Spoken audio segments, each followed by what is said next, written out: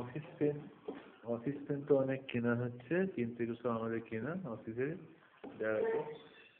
কিন্তু ডাক্তার সানিন আর আমাদের জিডিএসটা ষষ্ঠীচন্দ্র, সেটা পেনগুলো যেরকমভাবে নিয়ে চলে যাচ্ছে, অফিসের পেনগুলো আর সার দিচ্ছে না, ভালো ভালো চলে।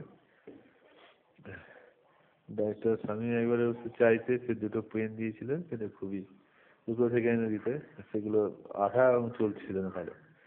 যাই হোক, আমাদের অফিস পেনগুলো নিয়ে যাওয়ার, ঘরে নিয়ে যাওয়ার জন্য নয়, হসপিটালে ব্যবহার করার পরে আবার রেখে দিতে হয়। যেমন ব্যাংকে, পোস্ট অফিসে বাঁধা থাকে পেন, বা এমনিতেও তার উপর রেখে দিতে হয়। এভাবে পেন নিয়ে চলে গেলে খুব কাজের ক্ষতি হয়, এই জন্য বারবার পেন কিনতে হচ্ছে, সমস্যা পেয়ে যাচ্ছে।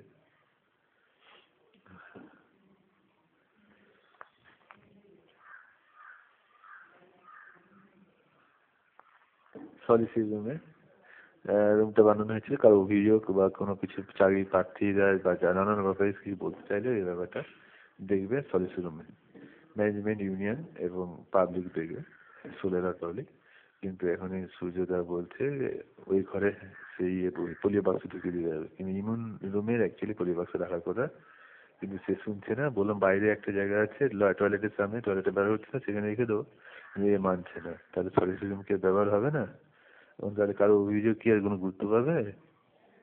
এ কি অফিস মনোভাবের বা সোশ্যাল সেন্টারের উপযোগী মনোভাব কি এটাই হয়? ওইটা হয়?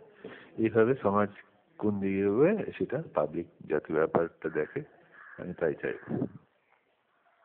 এগুলো রুমেই পরিবর্ত রাখার কথা, সেখানে আলাদা আলাদা খুবই করা রয়েছে। দেখা যাক সমাজটাকে কিভাবে এগিয়ে নিয়ে যায়, সেটা দেখা যায়।